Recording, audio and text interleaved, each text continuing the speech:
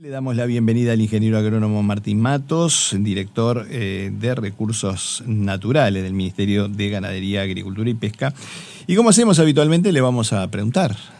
Esta es la primera vez que viene, así que, ¿quién es Martín Matos? Un gusto, Javier y Lucas, estar con ustedes. Martín Matos es un ingeniero agrónomo, hijo de agrónomo y de escribana, hermano de 5 hermanos, padre de familia de 2, Juan Martín y Paulina, de 18 y de 15, y esposo de María Inés. Muy bien. Y bueno, ¿y cómo llega a la Dirección General de Recursos Naturales, Martín Matos? Bueno, desde la actividad privada, en la campaña electoral pasada trabajamos en el equipo técnico agropecuario de Ernesto Talvi. Hicimos muy buena relación con Adrián Peña y por la triste enfermedad de un amigo y un colega, José Manín, que estaba participando de la dirección, se tuvo que retirar por problemas de salud y me invitaron a participar, Adrián, y por supuesto Fernando Matos, el ministro actual, que en ese momento hacía un par de meses que estaba, y con todo gusto acá estoy para colaborar. Matos igual que el ministro, pero sin parentesco. Exacto, unos de Caraguatá, de Tacuarembó, y otros de Salto, nosotros. Bien, y estabas en Jung trabajando. Estaba en Jung, sí, hace muchos años que estaba en Jung, desde el año 96 que me fui a radicar a Greco, a campaña. Después siempre en la parte de administración de campos, después en la parte comercial de comercializaciones de ganado en Copagran, en la cooperativa. Y en Jung hace muchos años, sí, ya te digo, desde el 28 de agosto del año 96, ¿viste? Esas fechas que a uno le quedan, sí, marcadas. Marcadas a fuego. Fin del invierno, muriéndose todavía alguna oveja, alguna vaca, y algún paisano que le sigue enseñando cosas, diciéndole no se preocupe que no se le muere al que no tiene nada. Claro.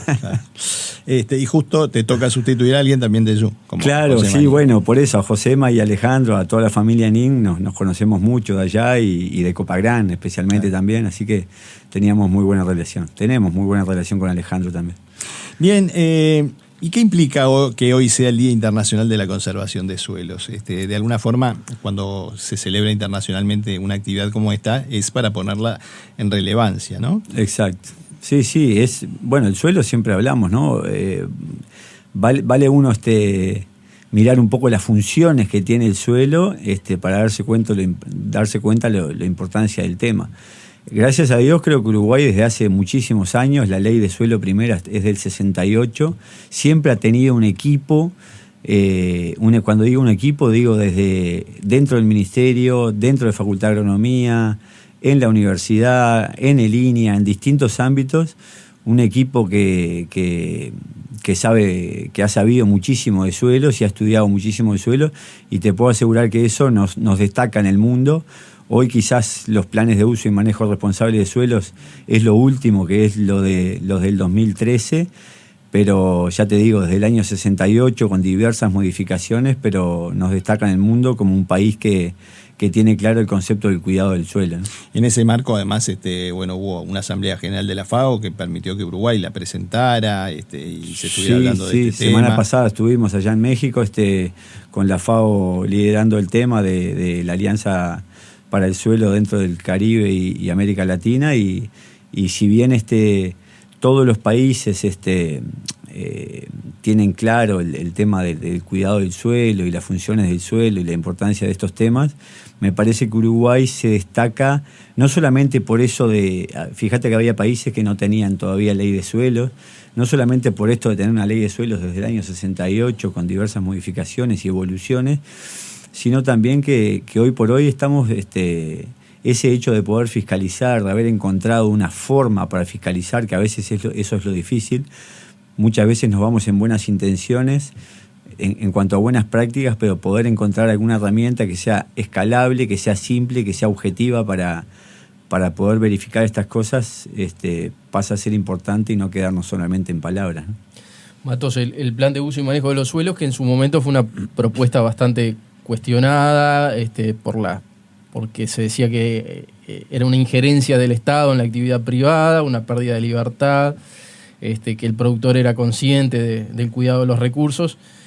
Pasados ya algunos años, ¿cómo evalúa el funcionamiento de este sistema? Sí, Lucas, sí. Creo que hasta el día de hoy algunos están a favor y otros están en contra, pero no tengo duda que fue algo bastante disruptivo y tal cual comentás con el tema de la libertad de la propiedad privada, pero al declararse como interés nacional, por eso yo insisto lo de cómo se logró aplicar a través de la ecuación Usle-Rusle. No es que vos... no es que yo te diga qué tenga que hacer, sino que tenés ciertas limitantes en cuanto a tolerancia de erosión. Y bueno, hoy el porcentaje de omisos, por ejemplo, de la gente que no presenta planes es muy bajo, estamos hablando del 4%. Y después hay que ver los incumplimientos y las buenas prácticas. Son las tres cosas que nosotros fiscalizamos. Primero, la presentación de los planes, que no seas omiso, que ya te digo, hay 96% de aprobación de presentaciones. Después los incumplimientos, que también yo siempre digo que es bueno que la gente sepa que se fiscaliza, los incumplimientos que es simplemente fiscalizar lo que uno dice que tiene en el plan, pero también lo puede modificar, por supuesto, porque esto es dinámico, esto es biología. Si yo tengo planteado sembrar un cultivo de invierno ahora y llueve y no lo puedo sembrar, y me agarra agosto, septiembre y tengo que irme a verano, se plantea en la plataforma tecnológica y se modifica. Pero es más que nada para poder tener ese control, si se quiere, del nivel de erosión que tiene que estar dentro de la tolerancia de acuerdo al lugar que vos estás en la chacra, por el tema de la erosividad de las lluvias, al tipo de suelo que tenés, por el tema de la erodabilidad de los suelos o la fragilidad o menos fragilidad de los suelos. Y bueno, y la rotación que estás planteando en tu esquema de rotación. ¿Y qué se hace con la gente que es omisa o que cambia sin avisar? No. Los cambios no tenés por qué avisar, simplemente está la plataforma, lo avisás directamente, exacto, sí. Los planes no es que vos presentás el plan y no es que nosotros lo aprobemos el plan, no es que el ministerio lo apruebe, vos presentás el plan y está presentado. Siempre con un ingeniero agrónomo responsable que está debidamente acreditado para poder hacerlo. Exacto. Pero lo que se hace, ya te digo, depende cuál sea la falta, depende la gravedad de esa falta. Lo más grave es ser omiso, es la no presentación del plan, que ya te digo, me parece que se logró incluir una cultura en ese sentido creo que hoy, ya te digo, 96% de la gente presenta planes, y después las malas prácticas el no ir por las buenas prácticas, que es la no remoción del suelo, de acuerdo si vos podías remover o no podías remover, de acuerdo a la ecuación que habías presentado, a la rotación que habías presentado. Especialmente la identificación de los desagües, por dónde desagua el escurrimiento natural, que esos desagües no estén quemados, no estén laboreados, el laboreo a favor de la pendiente o no, el pasaje de maquinaria. A veces nos toca, todos sabemos, vamos a cosechar un cultivo de verano, te agarra el otoño y te puede agarrar un día que está por llover y vos tenés que entrar a cosechar con un suelo que está a capacidad de campo, que tiene un poco más de agua, y vos entrás, pero podés corregirlo y que no lo dejes con las huellas formadas y después se empieza a llover y no te juntás más con las piolas. Ese tipo de cosas que creo que hay que insistir mucho con las buenas prácticas. No es tanto por solamente el tema de la rotación, sino que las buenas prácticas es lo primero. Tener los suelos cubiertos todo el año es una de las mejores buenas prácticas, porque acá el agente erosivo es la lluvia. Entonces, el poder tener un paraguas que te proteja de la lluvia, y esa lluvia que caiga mucho más despacito sobre el suelo, hace que no haya compactación, que no haya desagregación de la estructura del suelo. Entonces, poder tener la mayor cantidad de días en el año el suelo cubierto es bien importante. ¿Y cómo ha afectado todo esto la sequía? Porque de alguna forma, si el factor erosión fundamentalmente es por la lluvia, no ha habido tanta lluvia como para complicar, pero ha afectado los cultivos. Sí, sin duda, y la sequía te genera fracasos de producción. Entonces vos no generás casi canopeo, no generás rendimiento, no generás materia seca y los suelos quedan absolutamente desnudos. Entonces, evidentemente, incluso el desarrollo radicular también pasa a ser escaso. Todo es peor desde el punto de vista de lo que después queda para mineralizarse en esa vida biológica del suelo permanente. ¿Qué pasa con el crecimiento del área forestal, las prioridades de esa actividad en ciertos suelos del país? ¿Cómo están monitoreando? ¿Cómo conviven con...?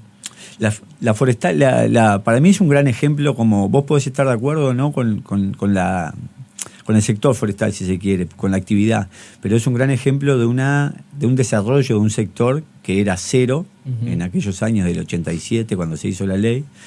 Yo digo que es una ley de promoción forestal, de promoción de un sector. Y tuvo distintas etapas, ¿no? En esa etapa donde no había un solo árbol, se hicieron aquellos proyectos PRAIF 1, PRAIF 2, proyectos regionales para alternativas de inversión forestal, todo el proyecto de la pulpa de celulosa, todos los proyectos de madera sólida. Se hizo un estudio en profundidad y se determinaron los suelos de prioridad forestal, incluso con una visión de desarrollo. Muchos de esos suelos estaban al norte del país, justamente para desarrollar todo lo que es norte del país, que todos sabemos que es la parte donde vive menos gente y donde hay menos desarrollo. Y después, digo lo de las etapas, porque bueno, al principio se empezaron forestando entre 40 y 60 mil hectáreas por año. Había aquello del 60 más 1, o sea, si tenías el 100% del padrón, si tenías 61% del padrón con suelos de prioridad forestal, podía forestar todo el 100% del padrón. Pero esa era para llegar lo antes posible a una cantidad de hectáreas razonable para que las industrias pudieran instalarse. Después que pasaron ciertos años, calculable a 60.000 hectáreas por año, 10 años, 600.000, no me acuerdo exactamente en qué momento fue, pero se fueron sacando suelos de prioridad forestal, el 9.6, el 9.3, y algún otro. Y hoy por hoy, bueno, hasta el proyecto que se terminó vetando, hasta el proyecto de ley que se terminó vetando, que hoy por hoy quedan los suelos de prioridad forestal que quedaban, que son suelos con características técnicas bastante limitadas para hacer otro tipo de uso, desde el punto de vista de suelos superficiales, con pedregosidad, con muy poco porcentaje de materia orgánica, etcétera, etcétera. Y a esos suelos de prioridad forestal que quedaban se suman los suelos de 4E, que se llaman 4 erosionables, por capacidad de uso en la clasificación USDA, y los 6 y 7, que ya te digo, son suelos muy, muy limitantes, que prácticamente no se pueden hacer otras actividades más que ganadera de cría, quizás, o alguna otra cosa. Ya que estamos con el tema forestación, capaz que no le compete a tu dirección general, pero todo el tema de los montes nativos, ¿por qué van a pasar a ambiente y no van a seguir siendo manejados por el Ministerio de Ganadería? Es un lindo debate, Javier. Es un lindo debate que empezó un poco el año pasado. Yo te diría que empezó antes, capaz. Empezó con el traslado de fauna y flora, de fauna que estaba en recursos naturales. Claro. Y hay muchas cuestiones que tienen cierta... Sí, que son transversales a los dos ministerios. Es una temática en común, pero son competencias distintas. Eso me parece que es lo importante a destacar. A nosotros nos pasa con suelos, nos pasa con agua, y probablemente pase con la emisión de gases de efecto invernadero un poquito más adelante o ahora. Nosotros somos el Ministerio de la Producción, que tenemos que encargarnos de esas cosas desde el punto de vista de sustentabilidad, con todo lo que eso implica. Para mí es un fino equilibrio entre los factores económicos, sociales y ambientales, todos ponderados de igual manera. El tema conservación y ambiente es puramente esa competencia, ¿no? Pero yo creo que son temas de crecimiento, temas que está bueno masticarlos, que está bueno rumiarlos, que está bueno madurar y que el país lo discuta. Lo que sí no estoy de acuerdo es que haya por ineficiencias, ¿no? Dos organismos del Estado que tengan las mismas competencias, si se quiere, o que tengan... por eso digo, estamos sobre los mismos temas, pero con competencias distintas. Capaz que habría que buscarle una fórmula para... Yo creo que todavía no se ha encontrado y también va a tener que... Pasa con asuntos internacionales, ¿no? Porque el Ministerio de Ganadería trabaja mucho, por ejemplo, con la Cancillería. Cancillería tiene una división de ambiente también. Entonces, que tiene que venir una estrategia de país, por eso que es todo tan nuevo este tema. Recién el año pasado el Uruguay sacó el bono sostenible y linkeaba la emisión a la intensidad de emisiones y al bosque nativo. Pero son todos temas nuevos que ojalá, porque creo que es una fortaleza que tiene el Uruguay, ojalá termine que comercialmente pueda haber un plus y una zanahoria para los productores y para el Uruguay como país sostenible, que yo no tengo duda que tendría que venir por ahí. Pero son todas cosas muy novedosas que todavía, te decía lo de Cancillería, la determinación de quiénes son los puntos focales, cómo se trabajan esos temas, que se trabajen en forma conjunta y en forma periódica, los mismos equipos de trabajo, con un nivel de relacionamiento, de conocimiento y de generación de confianza entre ellos, ¿viste? Eso me parece que todavía, si bien se va trabajando, todavía tenemos bastante por evolucionar, no solamente nosotros como país, sino que me parece que todos los países. Este tema de producción ambiente se repite en varios países. Seguramente la segunda parte de la entrevista nos metamos en el tema agua específicamente.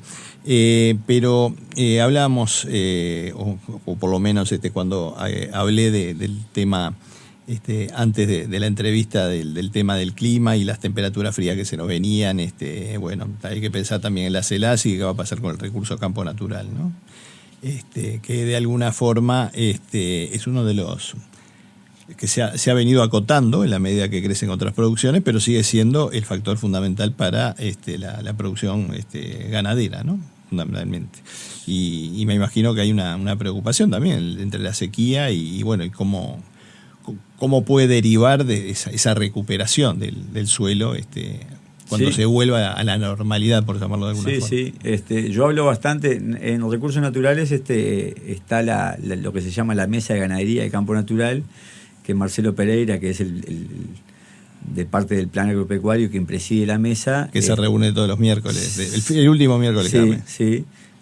Yo siempre digo, Marcelo además debe ser de los tipos que no solamente que más sabe de campo natural, hay muchos, pero es un tipo que le tiene un cariño y un amor, lo tiene en la sangre por Papá Temillotti y por un montón de cosas, y realmente lo respeto mucho y yo creo que hay que hablar con la gente que sabe, y sí, es fundamental el campo natural. Lo que sucede es que el país también, de las 16 millones de hectáreas, vos tenés 1 millón de monte nativo, 1 millón del sector forestal artificial, 2,5 millones de pasturas, de praderas, 1,5 millones, 1.700.000 de agricultura, y después te quedan los 10 millones, 10,5 millones, 9.800.000 de campo natural, que es lo que hay que conservar y hay que cuidar.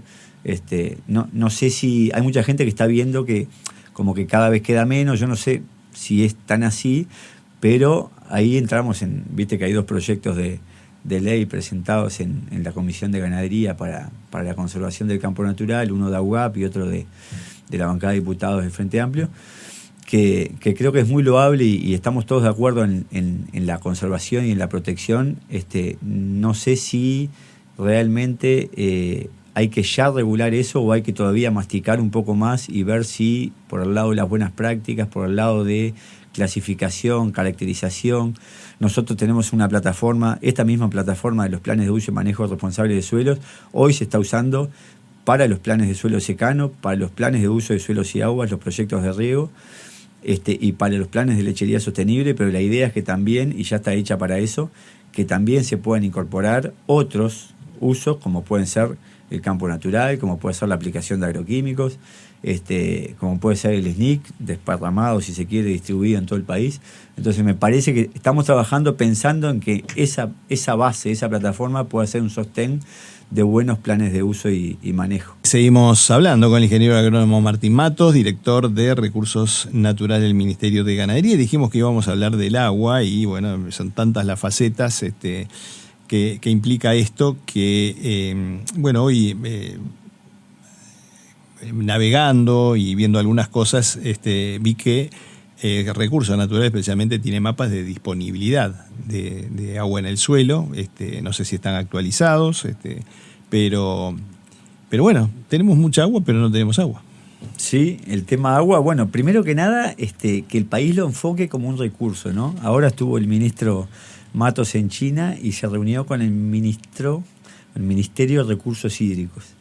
El año pasado ellos vinieron acá. Ellos tienen 4 o 5 empresas que asesoran al Ministerio de Recursos Hídricos. Una en el tema, por ejemplo, pequeñas centrales hidroeléctricas, pequeñas y grandes. Otra en diseños de sistemas de riego, otras en OCE, otras pero ven el agua como un recurso potencial, obviamente con un cuidado especialísimo, porque ellos tienen además una escasez mucho más grande que la nuestra, pero sí con un potencial de desarrollo. Nosotros en Uruguay, fíjate que tenemos Dinagua, si se quiere, es la dueña del agua desde el punto de vista de quien maneja los stocks y los permisos de uso primativo del agua pública. Nosotros, desde el punto de vista de recursos naturales y el Ministerio de Ganadería, como los permisos de uso de suelos y aguas, o sea, somos los que vemos cuál es la rotación a regar, qué cantidad de agua llevan esos cultivos, y la que autoriza el agua es Dinagua. Y después del Ministerio de Ambiente. Del Ministerio de Ambiente. Y después, por otro lado, está Dinasea, también dentro del ambiente, que es quien fiscaliza la calidad del agua. Y después está la OCE, que se encarga de proporcionar el agua potable. Entonces son varias instituciones con el mismo recurso y con diferentes usos. Sin duda creo que el agua es una oportunidad que tenemos desde el punto de vista de recursos naturales. Tenemos lluvias, pueden ser erráticas, pueden ser variables, pero tenemos 1.300, 1.200, 1.400 milímetros por año. Tenemos topografía que nos permite hacer reservas, hacer embalses para poder reservar esa mala distribución del agua que sí cae. Tenemos cursos de aguas superficiales con distintos volúmenes que la Dinagua es quien dice cuándo se topea y cuándo se deja de topear. Y todavía tenemos algunos acuíferos que no son normalmente utilizados para riego, si se quiere, agrícola, pero sí muchas veces para el tema de la granja. Entonces tenemos los recursos naturales, tenemos el Estado que tiene una ley de riego, que la última fue hace relativamente poco. Nos falta alguna otra cuestión ahí en el tema de acuerdos ambientales, desde el punto de vista de definiciones. La ley menciona ahí algunas cuestiones como en el tema se aplican caudales ambientales a aquellos cursos de agua que son permanentes o no son permanentes. Entonces no hay una definición clara y nunca se reglamentó además, ¿no? Algunas cosas no se reglamentaron, otras sí. Más que nada lo que tiene que ver con algunos beneficios fiscales para lo que era el operador de riego, pero pensado desde el punto de vista de represas multiprediales. Y después tenemos el tercer canal, los productores. Los productores tienen que... En la granja hubo una reconversión de la granja que habrá cambiado genética, habrá cambiado otras cuestiones y cambiaron el riego. Hoy el 90% de la granja riega. Y en la actividad agrícola ganadera no hay una demanda altísima que te abracen por el riego. Y bueno, eso tiene sus razones. Con esto quiero decir que no solamente porque el Estado haga obras o haga una buena ley o ponga el tema arriba de la mesa o haga predios demostrativos, necesariamente va a aumentar el área de riego. El riego tiene que ser rentable para el productor, y como Uruguay es un país que llueve de vuelta, no es un lugar árido, no es un desierto, el riego siempre es suplementario. Algún año regás 350 milímetros y algún año regás 150 milímetros. Y bueno, y un año como capaz que no podés terminar de regar, que es lo peor que te puede pasar, porque le diste potencial al cultivo y no terminás. Entonces es un lugar complejo para regar. Yo sí creo que están pasando cosas como la baja del costo de energía, el valor de las cuestiones ambientales, el valor del agua, el valor de los alimentos. Todas esas cosas deberían hacernos que nosotros tengamos sistemas de riego que nos permitan tener sistemas más estables, más integrados entre rubros, incluso más integrados entre dueños de campo y quienes trabajan, quienes hacen la actividad agropecuaria arriba de ese campo. ¿Y a qué vas a ir a China? Está lo que se llama el Congreso Mundial de Agua, que según lo que he hablado con gente que sabe mucho, es un muy buen congreso. Este año es ahí en China, pero es un muy buen congreso. Y vamos a aprovechar, tenemos el primer comité de acuerdo de cooperación en lo que es recursos hídricos, Uruguay y China, que ya estuvieron el ministro en primer lugar y después el subsecretario, y quedó para firmarse esto con esa participación del país en septiembre. Y después vamos a visitar en 4 o 5 días más, aparte del Congreso, distintas obras y distintos productores de China como para sacar aprendizajes, en definitiva. Dice que tiene grandes obras de extensas, de miles de kilómetros para es un país trasladar enorme, ¿no? Donde hay algunos lugares, especialmente en el sur, que es donde llueve, ni siquiera tanto como acá, pero llueve 800, 700 milímetros por año, y áreas del norte donde no llueve casi nada, pero se han ingeniado para poder trasladar con distintas obras de ingeniería esa agua que precipita en el sur y llevarla al norte. Matos, hablando de todos estos temas, recursos naturales, sequía, ambiente, se instaló bastante en el debate con el tema sequía, la responsabilidad del sector agro. Hablábamos recién en la tanda sobre este tema. ¿Cuál es su visión al respecto? ¿Qué responsabilidad tiene el agro en este déficit de disponibilidad de agua?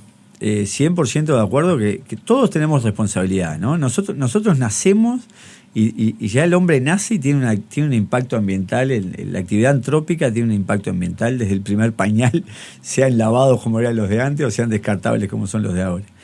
Y nosotros, los productores agropecuarios, trabajamos con los recursos naturales, evidentemente: suelo, agua, campo natural, luz, árboles, monte nativo, todo lo que no vemos, los bichitos que están adentro del suelo, los bichitos que están en el aire, son enemigos naturales de las plagas. Tenemos las plagas, todo lo que hacemos está en un equilibrio de la biología que todos sabemos que tenemos que tratar de cuidar lo más posible, pero no quiere decir no tocar, no quiere decir, siempre hemos vivido en un equilibrio. Lo que sí, con nuestros conocimientos y nuestros estudios tenemos que tratar de que lo que utilizamos o quede igual o salga mejor después de ser utilizado, porque la producción de alimentos también. Estamos en un país pobre, estamos en un país donde todavía tenemos lamentablemente gente revisando contenedores, y la actividad agropecuaria es una actividad esencial. Este año nomás, yo digo, lo vivimos en la pandemia, que fue lo que sostuvo, frenó todo, menos la actividad agropecuaria, gracias a Dios que